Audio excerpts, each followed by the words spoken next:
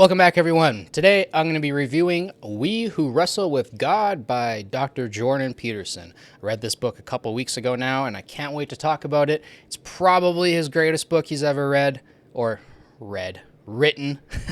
And I can't wait to talk about it today with you guys. This is obviously his fourth book now. He's written also Maps of Meaning in 1999, I believe.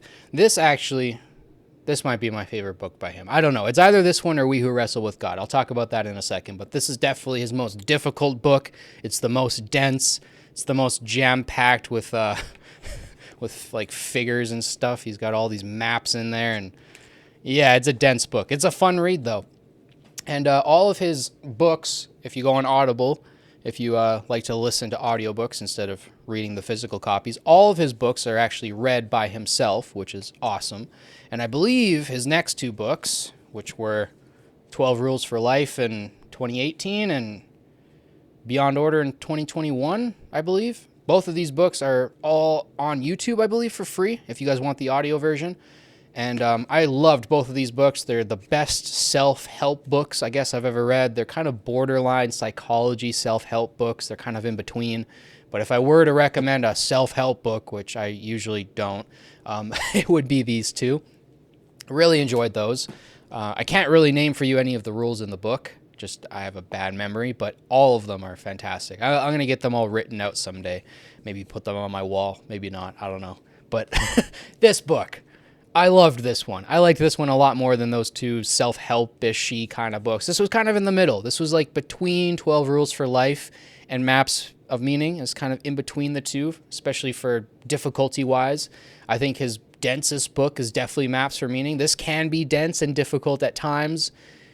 It's not the best to ask me because I'm kind of, well, if you guys have looked through my channel, I'm a little bit obsessed with Jordan Peterson. I've watched all of his content. I've watched all of his lecture videos. So for me, engaging with his ideas is a little bit easy. So I don't know if this will be a difficult book for people. For me, it was quite easy to get through. It was like listening to a podcast, just a very concentrated one.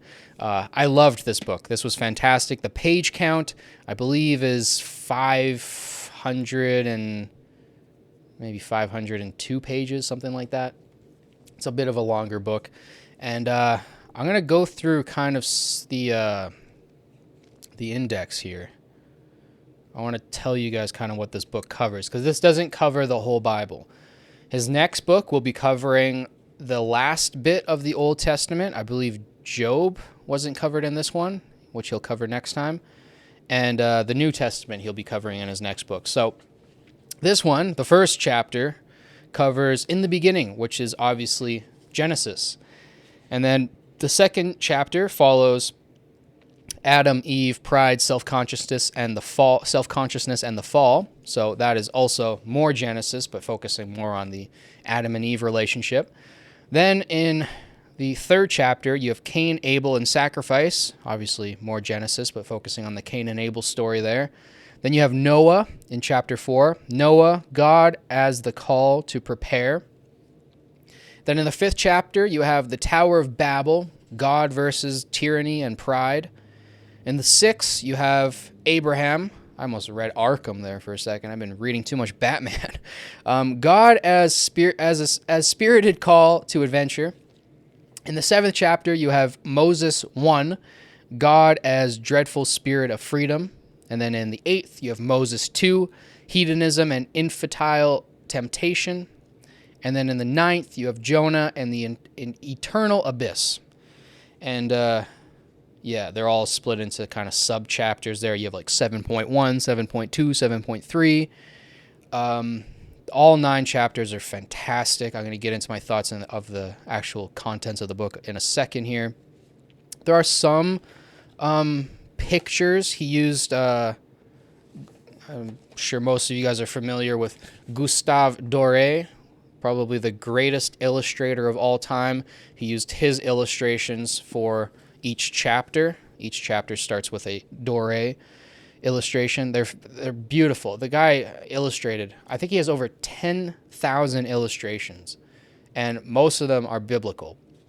He did Dante's Inferno, Paradise Lost. I have a copy of Dante's Inferno with all of his illustrations inside.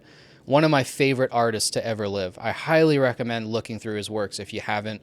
And if you have, go again on WikiArt and look through his works, because I guarantee you haven't looked at all of them. And like, he's done Don Quixote, he's done so many fantastic works and stories. I love Gustave Doré. I'll eventually get some of his art books. And yeah, I was just really happy to see that in the book, because I'm like, if there's one artist that you're going to use, because I know you probably don't want to use a color image. If you use a colored painting or something, that's going to cost a lot more in printing. So you want to use something that's black and white. And if you're using a black and white illustration, there's really nobody better than Doré. So my thoughts on the book itself. Well, I'll give you guys some general thoughts, and then maybe we'll get more into the nitty-gritty of what's in here. I don't want to spoil anything, not that I really could.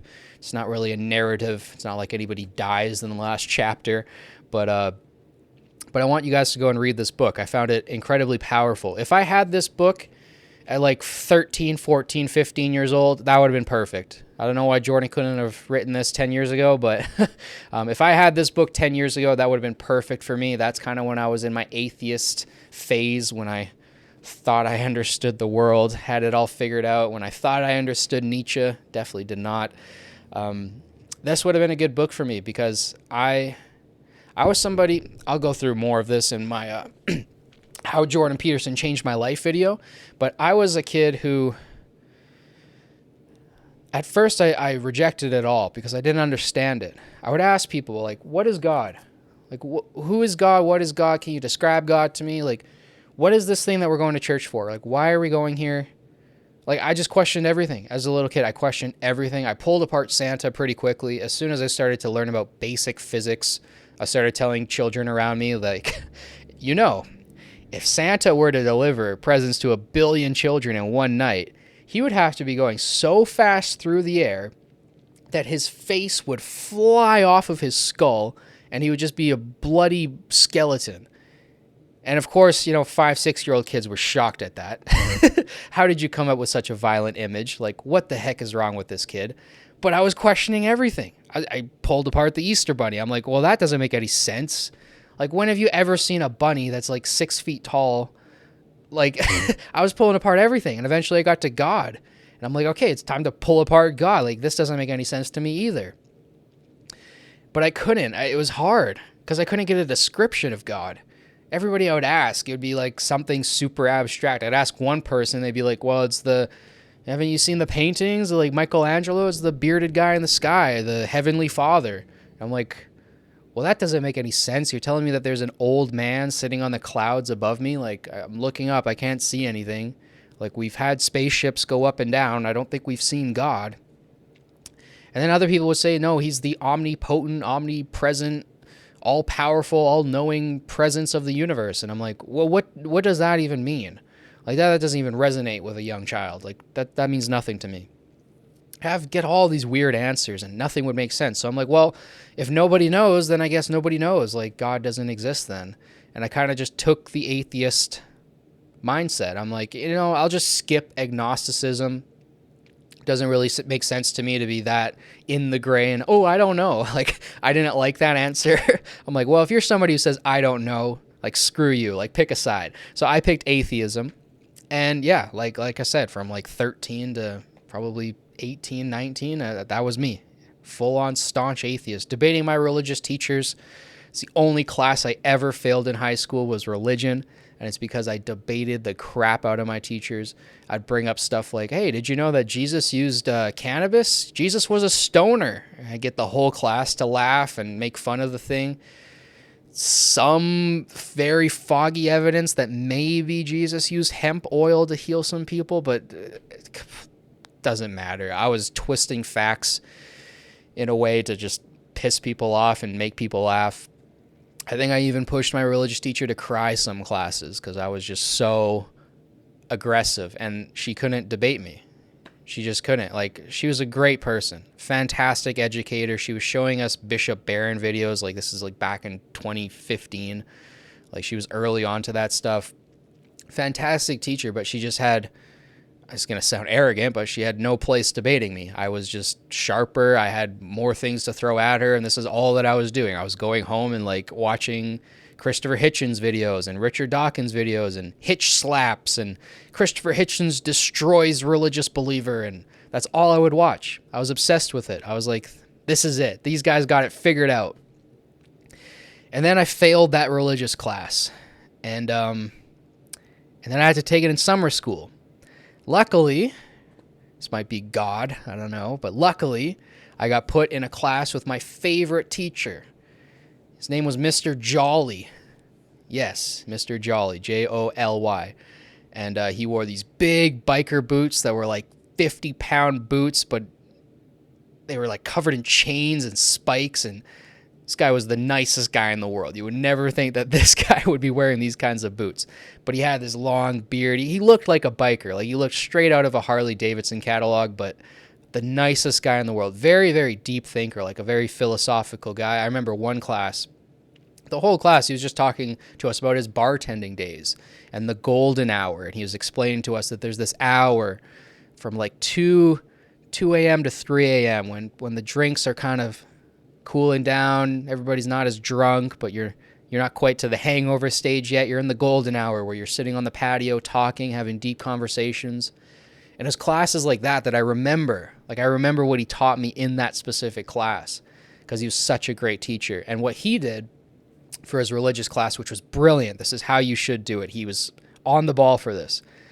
What he did, instead of just pushing Christianity down our throats, because I went to a Catholic high school, instead of that, he laid out all of the religions. He said, this is what the Taoists believe. This is what the Hindus believe. This is what Buddhists believe. This is what the Christians believe. And now we're going to dive a little bit more into the Christian stories because I think they're the best. And I went, I agree.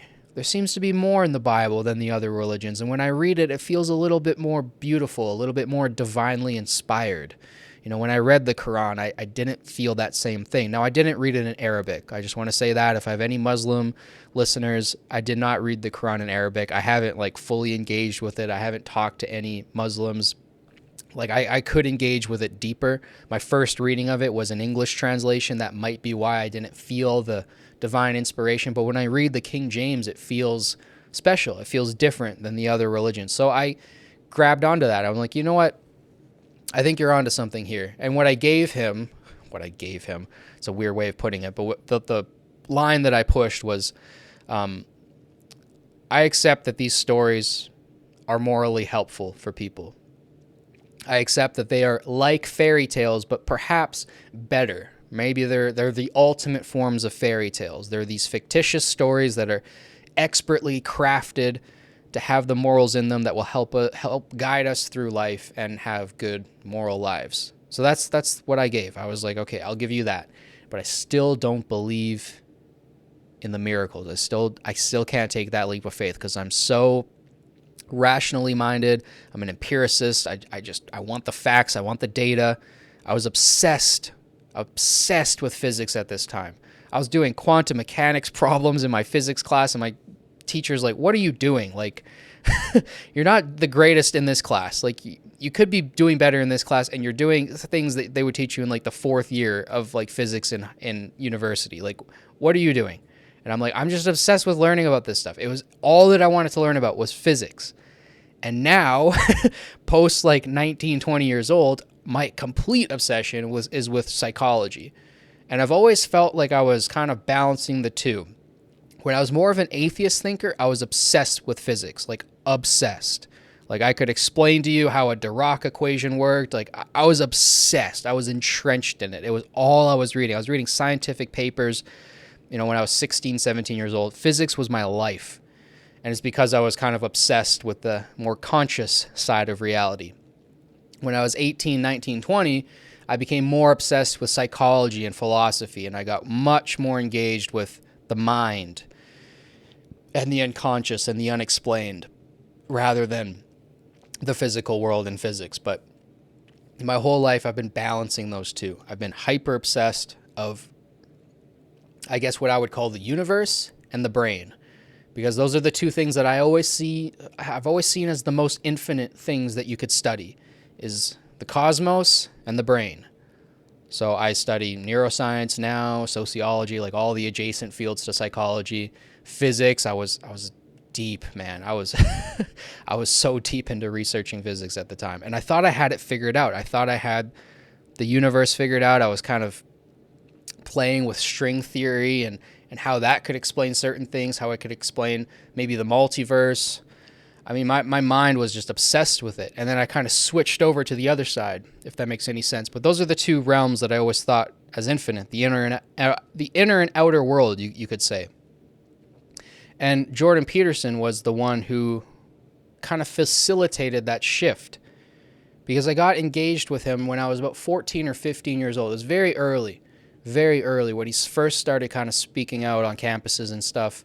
That's when I got into him, because that's when I started my interest in politics. I was getting interested in Ben Shapiro, Crowder. I haven't watched him in years, but people from all sorts of sides. I've listened to people from the left too. And I was just so interested in politics at the time, and Jordan Peterson captured my eye. One, because he was Canadian. He's also happened to be born in the same city as me, so that was also cool. I had that connection with him. And he just seemed to get it. Like, he seemed to have the most level-headed approach.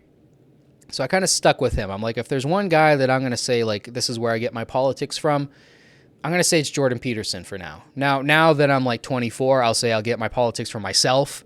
Like, I have my own unique views, and there's things that I disagree with with Jordan Peterson. Like, we have different views on certain things, but when I was younger, that was kind of the guy I would point to. Like, Jordan Peterson is the guy who I get kind of my politics from. And what evolved from that was my obsession with psychology, getting deeper into his videos, watching his lectures. I watched his personality and transformation lectures from 2014, 15, 16, 17.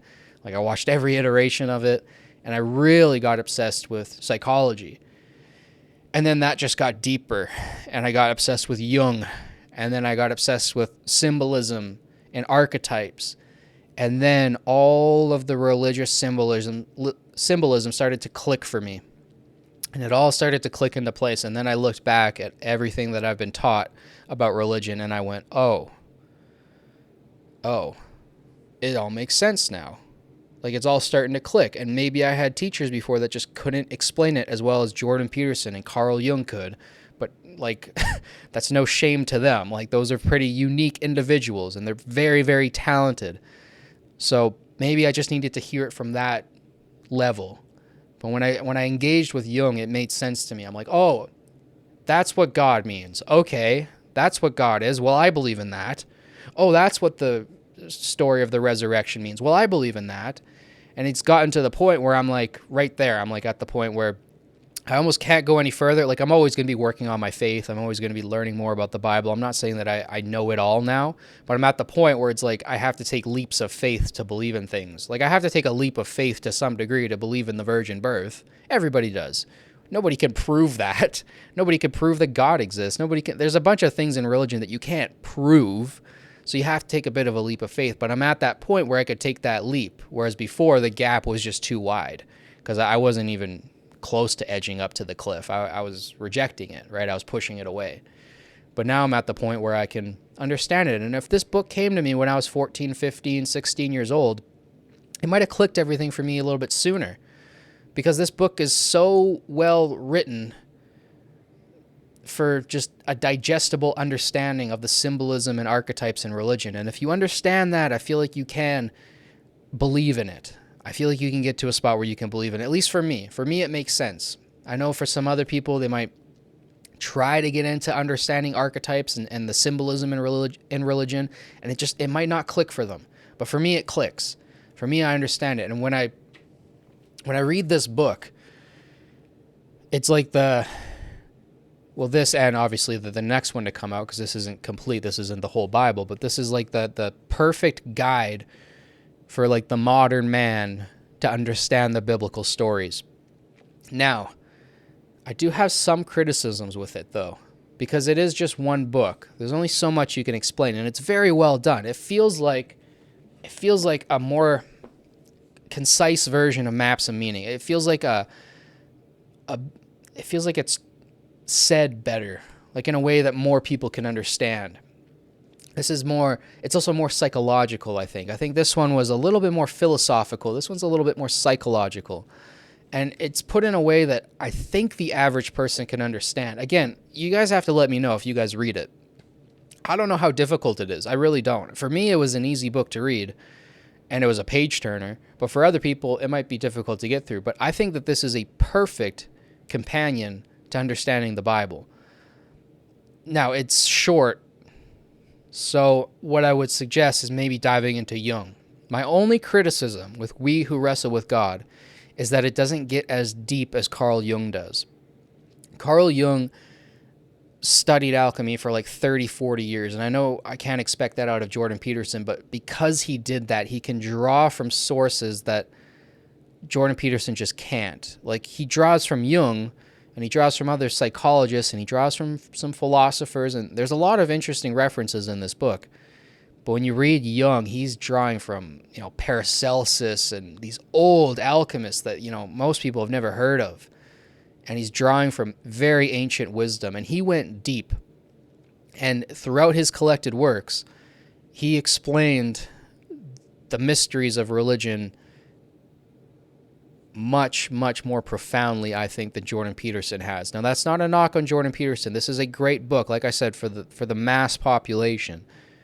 If the mass population can get through it. Again, I don't know how difficult it is. It's hard for me to judge. But Carl Jung, I think it's obvious, the majority of the population can't get through Carl Jung. It's very, very difficult. Most scientists can't get through Carl Jung. He gets panned by quite a lot of scientists because his ideas are so abstract. They're so out there. They're in the unconscious. They're way out there. But if you can pull it all together, if you can understand Carl Jung's works, you'll get an even deeper understanding of these biblical stories, because he goes in directions that Jordan Peterson just hasn't yet. That's how I'm going to phrase it, because I don't want to say that Jordan Peterson can't. Obviously, there's probably some things that Carl Jung can do that Jordan can't, and vice versa as well. I think Jordan does a much better job at connecting religious ideas to psychology and practical use, practical everyday life. He connects it to the everyman much. He does that in a much better way than Jung does. Jung has no problem staying out in the weeds where you can't find them. And that makes it fun. For me, that makes it fun. I really have to push myself sometimes to understand what Jung is saying. But when I do get it, when I get that aha, that epiphany moment, it connects me so much deeper.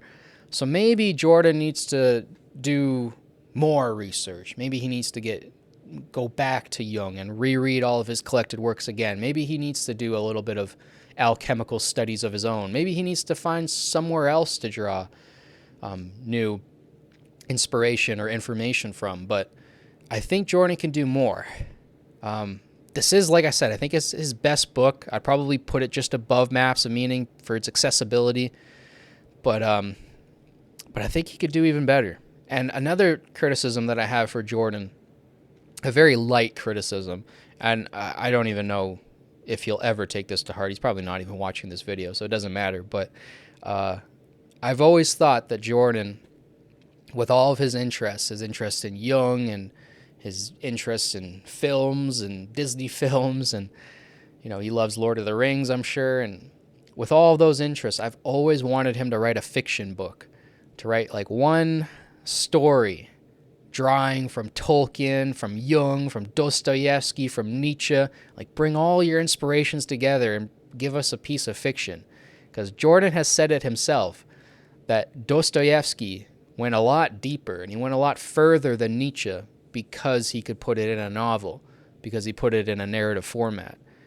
And I think Jordan is capable of that. Now, he's in his mid-60s, and time is a factor. Like, I don't know how great of a novel you can write when you're in your 80s or 90s. So you might have to get on that rather soon, but I would love to see that. That is like one of my biggest wishes from Jordan Peterson is stop tweeting and write us a fiction book, because I think a fiction book would be great by him. But I can't wait to see what he does with his next novel covering Job and the New Testament, because I think this is an incredibly useful guide. Like I said, I also love how it's the 4 W's. I don't know why my mind just went there, but I love how it's We Who Wrestle with God. It's a perfect title. You got the little ladders on there. I don't know if anybody's noticed that yet, but you got the Jacob's ladders on the corners there. There's some good quotes here on the back from Bishop Barron, Brett Weinstein, John Vervaeke. Russell Brand has a quote on here. I'm not going to read them off. You guys should go buy the book. Yeah, it's a beautiful... I got the hardcover version. It's quite nice. I love it. Looks great on the shelf. I'm trying to think of what else I want to say about this book. Oh, one little tidbit, I guess.